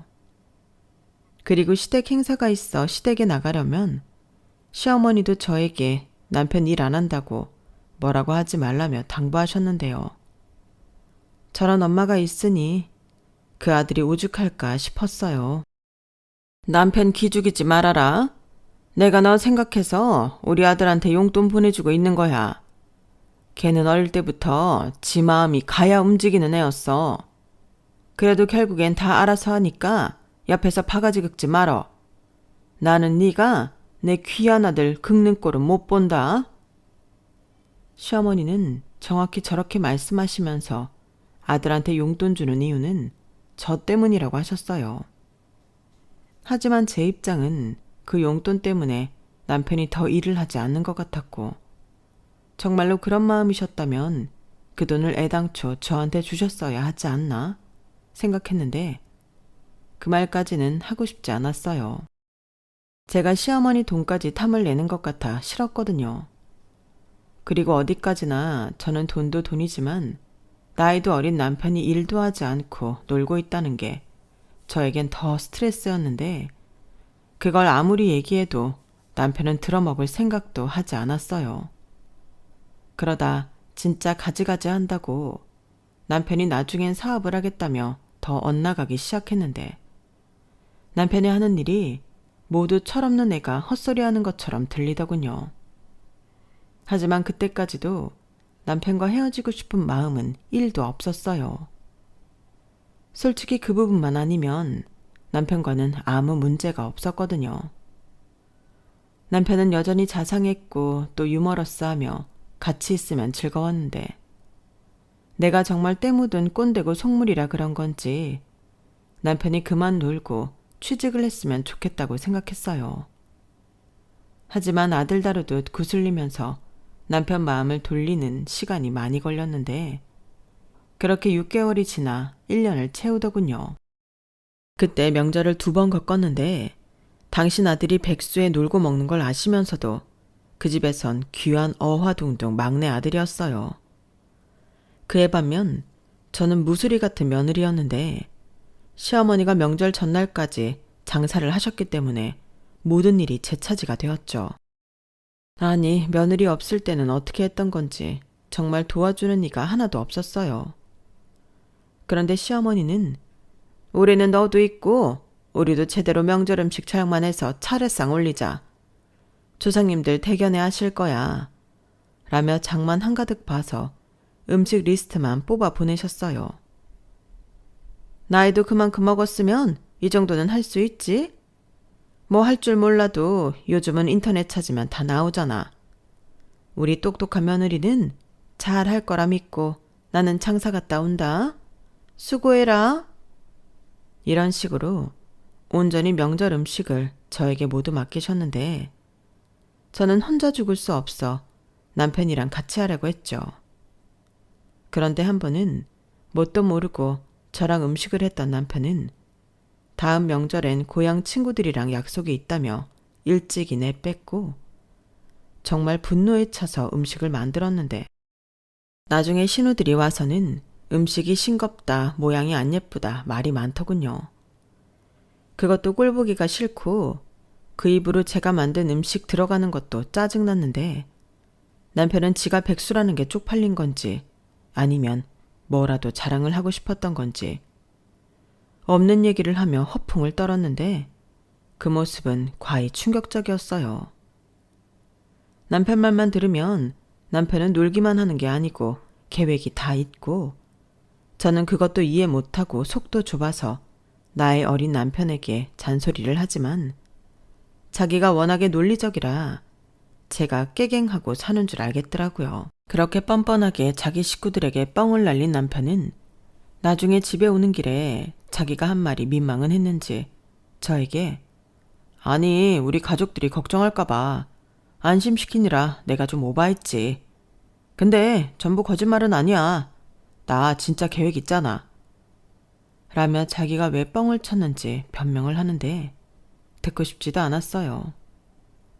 그렇게 2번의 명절을 지내니 이래서 며느리들이 명절 따위 없어졌으면 좋겠다고 하는 거구나. 그 마음을 100번 1000번 이해할 수 있었는데 남편이란 사람은 명절이면 자기 집에 가서 왕자 대접 받을 생각만 하더군요. 그리고 시아버님은 결혼 전부터 느낀 건데 별로 존재감이 없었는데 큰 신우 말에 의하면 시어머니가 지금의 가게를 물려받기 전까지는 그 기세가 무서웠다고 하더라고요. 하지만 시어머니가 본격적으로 가게 주인이 되고 식당이 그 전보다 훨씬 더 잘 되고 나서부터는 입김으로는 시어머니를 이길 수 없게 되었는데 그 후로는 모든 결정권과 키를 시어머니가 쥐고 흔들었다고 했어요. 그러니 제 입장에선 제 편도 아니었고 저는 철저히 혼자 외롭게 명절 연휴를 보냈는데 제가 이상한 건지 명절이라고 친정에 가고 싶은 마음도 없었어요. 전만 빼면 단란하기 그지없던 시댁 분위기와 상반되게 저희 친정은 명절 분위기라고는 찾아볼 수 없었거든요. 그건 제가 어릴 때부터 쭉 그랬어요. 그래서 그냥 저희 집에 가서 저녁만 같이 먹고 집에 와서 쉬곤 했는데 남편이 쉬고 있는 저에게 그러더군요.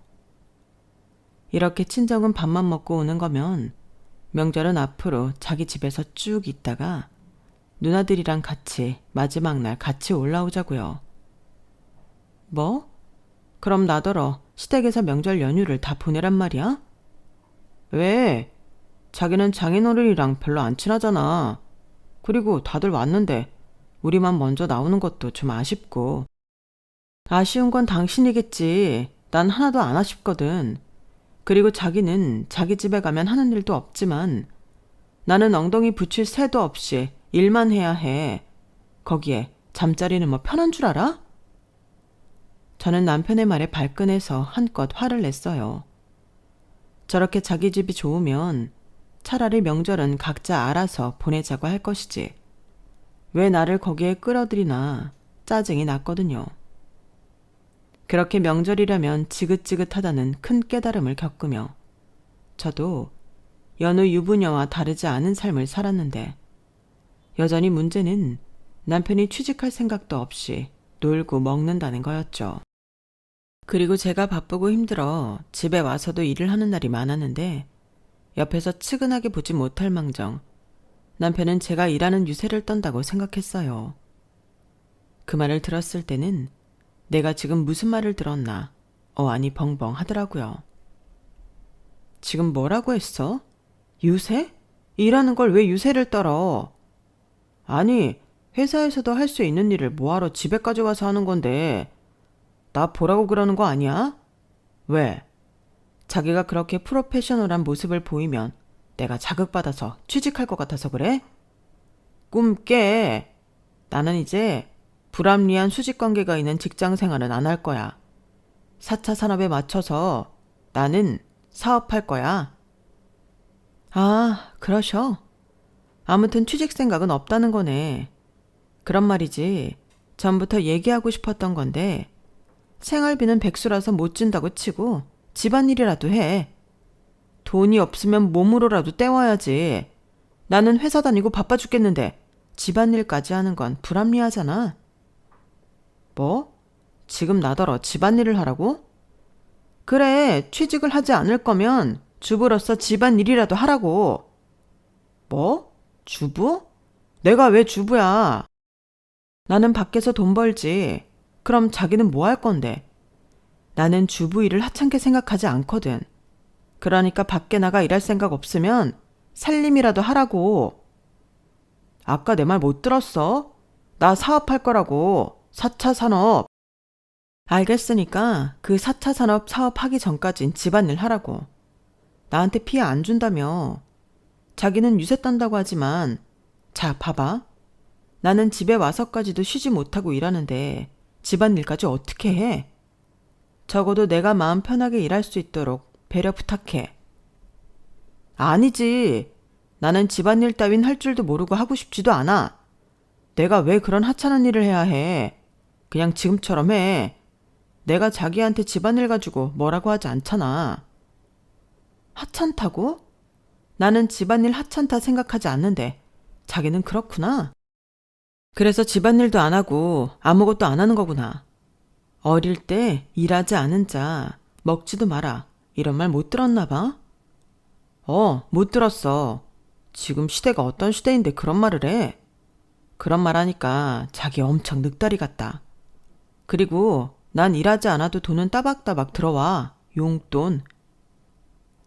저는 남편의 깐족거림에 두 주먹을 불끈 쥐었어요. 결혼 전에는 해맑아서 좋았는데 결혼하고 난 뒤로는 그 해맑음이 사람 염장을 지르더라고요. 그리고 무슨 열등감의 시작인지 제가 바빠서 밥도 잘 못 먹고 아파도 병원에 갈 시간이 없어 끙끙 앓고 있으면 걱정은커녕 왜 그렇게 미련하게 사냐며 난데없이 저희 집에 대한 얘기를 함부로 하기 시작했는데요. 이게 다 어릴 때 어떤 가정 환경에서 자랐는지가 다 티가 나는 거야. 우리 집에서는 아프면 학교든 뭐든 쉬라고 했어. 무슨 부귀영화를 누리겠다고 몸 망가뜨리면서 일을 하냐? 내가 가끔 생각해보면 그게 나랑 자기의 차이인 것 같아. 난 힘들고 괴로운 환경에 나를 두지 않는데 자기는 스스로한테 잔인할 정도로 가혹해. 그게 무슨 소리야? 자기 말대로면 내가 가정 환경이 불우해서 이렇게 악착같이 산다는 거야, 뭐야? 우와, 대박. 자기가 머리가 좋긴 하구나. 말귀를 제대로 알아듣네. 야, 너 말 다 했어? 난 네가 그렇게 생각하는 것처럼 불우하게 살지 않았거든. 에이, 내가 다 봤는데 거짓말은. 그리고 서방한테 야가 뭐냐? 이것 봐. 바로 욱 하고 발끈하는 것도 다 가정 환경 영향이 있는 거야. 더 정말 내 손이 뒤지고 싶냐? 저는 남편의 말에 정색하며 화를 냈어요. 어쩌면 그게 완전하게 틀린 말이 아닐 수도 있는데 그런 말을 함부로 하니 참을 수가 없겠더라고요. 그래서 그날은 여보 당신이 아닌 누나 동생으로 제대로 한판 붙었는데 남편은 처음부터 끝까지 제가 부모 사랑을 받지 못해서 분노 조절도 못한다는 등 선을 넘어도 한참 넘었어요. 그래서 그 일로 저는 빈정이 심하게 상해버렸고 남편을 지나가는 똥개 보듯 무시했는데 저는 어차피 바쁜 사람이라 남편을 신경 쓰는 게 일이지 무시하는 건 일도 아니었어요. 하지만 제가 대기업을 다니면서 일하는 것에 열등감이 있었던 남편은 제가 자기를 무시한다는 것을 참지 못했고, 제가 겨우 지친 몸을 침대에 누이고 잠이 들었을 때 술에 취해서는 저를 깨웠어요. 그리고 한다는 소리가 뭐였는 줄 아세요? 야, 너 대기업 다닌다고 유세 떠냐? 우리 집이 너네 집보다 훨씬 잘 살고 우리 매형이 의사고 교수야. 쥐뿔 잘난 것도 없는 게 사람을 무시하고 지랄이야. 야, 너 서방님한테 똑바로 안 해? 죽을라고. 남자는 하늘, 여자는 땅이야. 너, 내가 사업해서 너보다 돈 더 많이 벌면 그땐 어쩌려고 그러냐? 지랄하고 자빠졌네. 야, 할 일 없으면 발이나 닦고 잠이나 자. 왜 힘들게 일하고 온 사람 잠도 못 자게 건드리는데? 이것 봐. 또 일한다고 유세 떨지. 너는 내가 만만하냐? 그래, 너 같으면 백수가 무섭겠냐? 그리고 유세 떠냐고 그만 얘기할래? 하늘이고 땅 좋아하네. 넌 그냥 노는 게 좋은 뽀로로야, 이 펭귄 새끼야. 그리고 네 매형이 의사고 교수면 뭐? 그게 너랑 무슨 상관인데? 네가 의사고 교수야? 생각하는 것도 꼭 7세 수준이네. 너 유학 가서도 공부 안 하고 놀기만 했지? 아니, 애당초 여기서 대학 못 갈 것 같으니까 돈 주고 학교 들어간 거 아니야? 뭐? 너 말 다 했어? 남편은 제 말에 더 열받았는지 귀청이 떨어지도록 소리를 빽 질렀어요. 그만큼 열등감이 장난이 아니었는데, 그렇게 능력이 좋으면 차라리 보란 듯이 취직을 하던지 사업을 하던지 할 것이지. 왜 저러는지 이해할 수가 없었어요. 그리고 그쯤 되니 신혼이고 나발이고 이렇게 사는 게 맞는 건가 심각한 고민을 하게 되었는데요. 적어도 제가 그리던 결혼 생활은 이런 게 아니었거든요. 그리고 남편이 때를 쓰는 것을 보아 이게 심해지면 심해졌지 나아지지 않을 것 같다는 예감이 들었는데요. 시간이 지날수록 제 예감은 적중해 갔어요. 아니, 남편이라는 작자가 어떻게 하면 저한테 엿을 먹일까 그 궁리만 했는데, 남동생도 아니고 저걸 정말 제대로 혼쭐을 내줘야 하나 싶더라고요. 그러다 또 실은 명절이 다가왔어요. 남편과 사이가 좋아도 실을 명절인데 남편과 내내 사이가 나쁜 그땐 정말 가기 싫더라고요. 그리고 가봤자 시어머니는 가게 나가시고 남편은 또 밖으로 톡길 것이 분명했는데, 가지 말까도 심각하게 고민했지만 그냥 날이 날이니만큼 가기로 했어요. 남편한테 어떤 빌미도 제공해주고 싶지 않았고, 기회를 봐서 남편의 저런 못난 구석과 찌질함을 시댁 식구들한테 얘기해 그 믿는 용돈이라도 없애볼까 싶었는데요. 제가 방심했을까요? 선수를 뺏기고 말았어요. 제가 대충 음식 중 잠만 하고 그날 식구들 모였을 때 이야기를 할 생각이었는데, 이 인간이 제가 음식을 하고 있는 그 바쁜 와중에 식구들을 불러 모아놓고 핵폭탄을 날리더라고요. 참고로 저희 신우들은 일부러 그런 건지 모두 차례를 지내지 않는 집에 시집을 갔는데, 그래서 연휴 첫날 저녁부터 시댁에 와 있었어요. 그러니 그날 저녁부터 온 가족이 모두 모여 있었는데, 식당 일을 서둘러 마무리하고 시어머니가 들어오시다 남편이 꾀발랄 애교를 부리며 이렇게 말하는 소리가 들렸어요. 엄마, 맨날 힘들게 고생만 해서 어떡해? 이 와중에 차례도 준비해야 하고 우리 엄마 진짜 힘들지? 누나들도 다 서울 사는데 여기까지 내려오느라 고생하고. 얘가 왜 이래? 그래도 알아주니 고맙다. 역시 나밖에 없지. 그리고 내가 진짜 고민에 고민을 거듭했는데, 우리 이제 내년부터는 차례랑 제사 모두 서울 내 집에서 하자. 음식 장만도 다 우리 와이프가 할 거고, 엄마 아빠랑 누나랑 매형은 두 손 무겁게, 아니면 봉투 두둑하게 내 집으로 와. 뭐? 진짜? 나야 그럼 너무 좋지. 서울에서 여기까지 맨날 차 막히는데. 정말 그래도 돼? 그럼 니네 집에서 자고 간다. 올케도 다 합의된 거지? 그럼 남편이 하자고 하는데 자기가 어떻게 토를 달아? 우리 집은 내 말이 법이야. 저 말을 듣는데 저는 가만 이성의 끈이 뚝 끊어지는 것 같았어요. 그래서 조용히 일어나 앞치마를 벗었고 남편한테 여기로 오라고 손가락질을 했는데 남편은 희죽희죽 웃으며 오지 않더라고요. 오히려 왜? 자기가 말할 건데 내가 해버려서 서운해? 그럼 자기도 여기 와서 말해. 내년부터 명절 제사 다 우리 서울집에서 하자고. 자기 바쁘다고 제사는 다 빠지고 따로 국밥이잖아. 자기도 내심 신경 쓰였지. 그니까 싹 다 우리 집에서 하면 그럴 일도 없잖아. 제사 준비도 알아서 할 수 있고. 그치 자기야? 라며 끝까지 저를 자극했는데 자기는 무슨. 저는 그 순간에 더는 니네 자기는 못해 먹겠다고 생각했어요. 자기 식구들한테나 귀염둥이 막내둥이지. 저한테는 죽이고 싶은 남의 편일 뿐이었으니까요. 그리고 제가 벌어온 돈으로 먹고 사는 주제에 저런 겁없는 말을 한다는 것 자체가 저는 용납이 되지 않았는데 이렇게 된 이상 이혼하지 않으면 제가 바보 천치에 등신 머저리라고 생각했어요.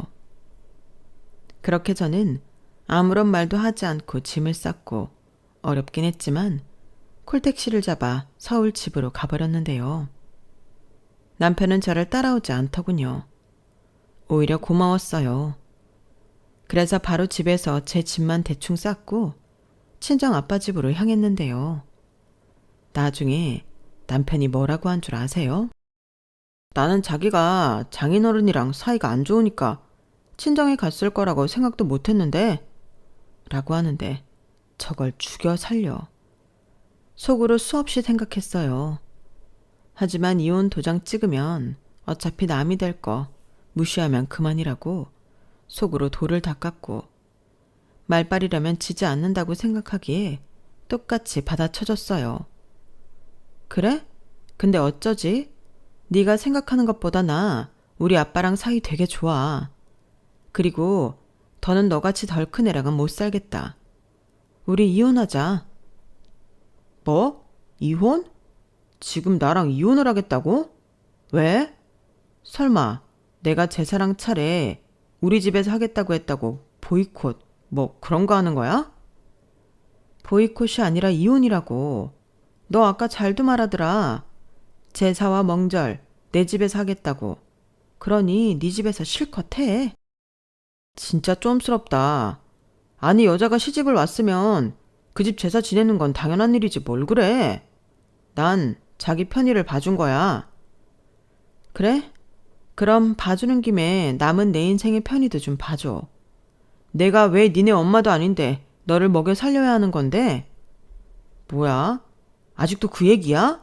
너는 지겹지도 않냐? 너 같은 소리 하네.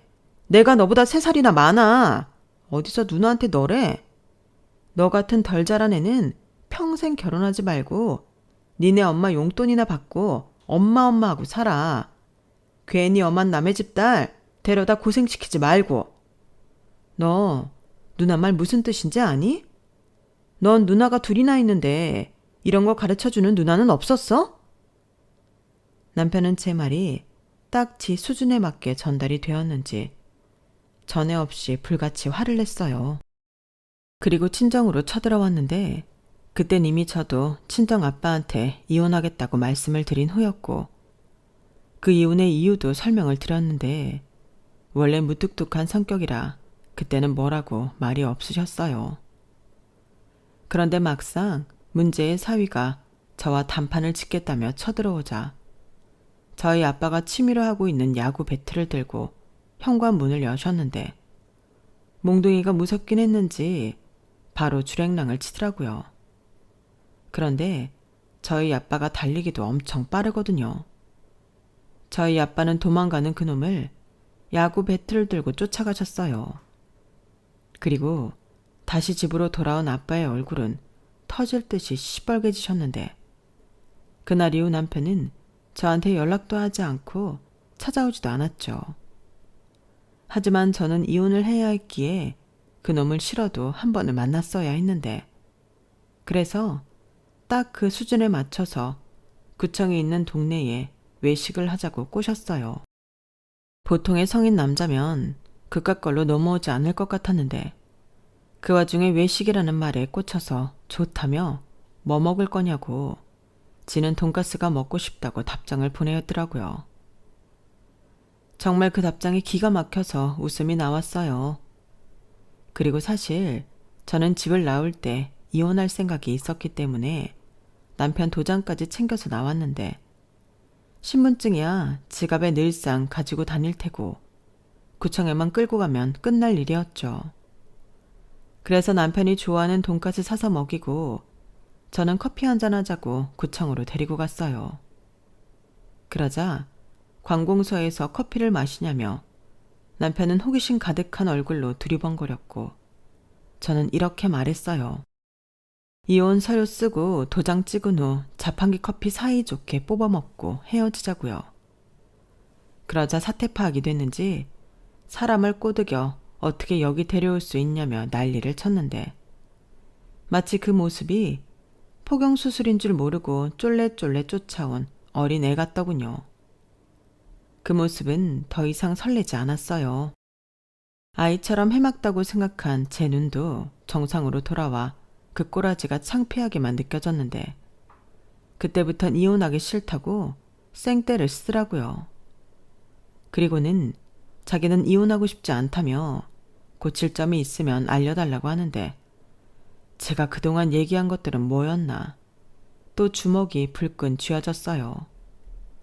하지만 장소가 장소인 만큼 꾹 참았는데 왜 이혼당하는지 모르겠냐고. 그걸 모르는 게 바로 네 문제라고 친절하게 알려줬는데 남편은 아이처럼 이혼하기 싫다고 울었어요. 정말 그 모습에 등짝이라도 후려치고 싶었는데 마지막이라고 생각하고 저는 진지하게 말했어요. 내가 생각한 결혼 생활은 이런 게 아니었고 더는 남자로서 매력도 못 느낄 뿐더러 이렇게는 못 산다고. 한 달 내로 취직을 하든 아니면 이혼 서류에 도장을 찍든 둘 중에 하나를 하라고 시켰는데 그때도 속으로는 엄청 떨렸어요. 그래서 한 달 내로 취직하지 못하면 집 명의를 넘겨달라고 했는데요. 사실 집이 욕심이 난 게 아니라 이 인간이 건성으로 약속을 할까 그게 무서워서 조건을 달았네요.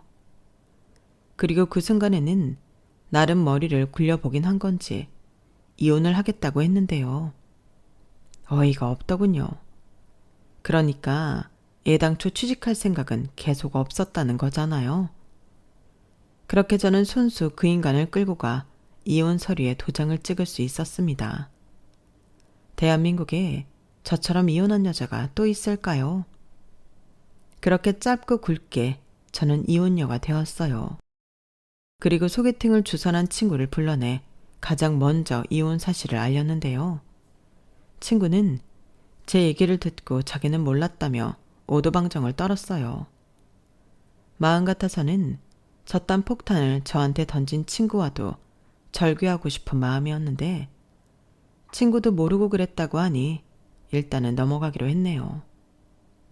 대신 중간에 말아먹은 내 인생은 두고두고 보상하라고 일러두고 저는 깔끔하게 제 노선 찾아 일상으로 돌아왔는데요. 제가 그동안 남편 대신 납부한 대출금 있잖아요.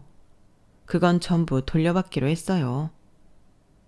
처음엔 너도 거기 살았으니 일부만 받으라고 남편과 시부모님이 버텼지만 그동안 생활비도 없이 제가 번 돈으로 먹고 산 남편의 생활비야 정신적 스트레스까지 줬으니 위자료 계산까지 하겠다고 하니 그 돈은 다 돌려주겠다고 하더라고요.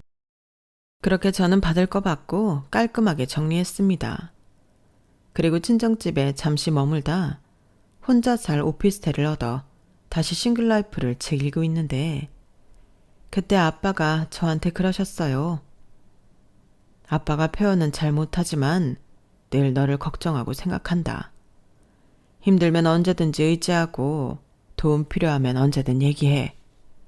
어릴 때부터 뭐든 혼자 잘하는 너라 아빠가 나설 기회가 없었지만 아빠는 늘 네 곁에 있었어. 그러니까 조바심 내지 말고 네가 원하는 대로 살아. 누가 뭐라고 하든 너만 행복하면 아빠도 좋다. 저 말을 제가 오피스텔 이사하기 하루 전에 말씀하셨는데 밤새 얼마나 울었는지 모릅니다. 늘 혼자라고 생각했는데 그 옆에 늘 아빠가 있었다는 걸 너무 늦게 안 것 같아 죄송했어요. 그리고 그런 아빠를 위해서라도 이혼 후 제 인생은 무조건 행복해야겠다고 생각했는데요. 앞으로 남은 인생이 구말리인 저이기에 앞으로의 삶은 일도 열심히 제 자신도 열심히 돌보며 살아갈 계획입니다. 뭐가 됐든 그 인간보다는 잘 살아야 성에 찰 것 같거든요. 그리고 끝으로 저희 시어머니 같은 분들에게 당부하고 싶은 말이 있는데요. 자식을 오냐오냐 키우는 부모님은 제발 이 사회에 방생하지 마시고 당신이 끝까지 책임지시길 부탁드립니다. 돈 없어 주눅 들고 마누라한테 기죽을까 걱정하지 마시고요. 평생 끼고 사세요, 제발. 이상 미성숙한 남자랑 살다 이혼한 여자의 사연이었습니다. 그나마 다행이라면 제가 오래 참고 살진 않았다는 거예요. 만약 더 참고 살았다면 더 어이없는 일을 많이 당했겠죠. 명절날 던진 그놈의 폭탄 덕에 도망쳐 나올 수 있지 않았나 생각하며 제 사연을 여기서 마치겠습니다. 명절 지나고 우리나라 이혼율이 급히 올라간대요. 그만큼 힘든 사람들이 많다는 건데 부디 이번 명절엔 이혼하겠다는 부부가 많이 없길 바랄 뿐이에요. 거기에 아울러 이제 우리의 명절 문화도 바뀌었으면 좋겠다고 생각하는데 일하는 사람 따로 있고 즐기는 사람 따로 있는 불공평한 날이 아닌 가족 모두가 즐거웠길 바라는 마음입니다. 그럼 제 사연 끝까지 함께 해주셔서 감사드리고요. 늘 건강하시고 앞으로의 모든 날이 행복하시길 진심으로 바라겠습니다. 안녕히 계세요. 여러분, 사연 댓글에 응원과 현명한 조언 부탁드려요. 좋아요와 구독은 저에게 큰 힘이 됩니다. 오늘도 좋은 일 가득하세요.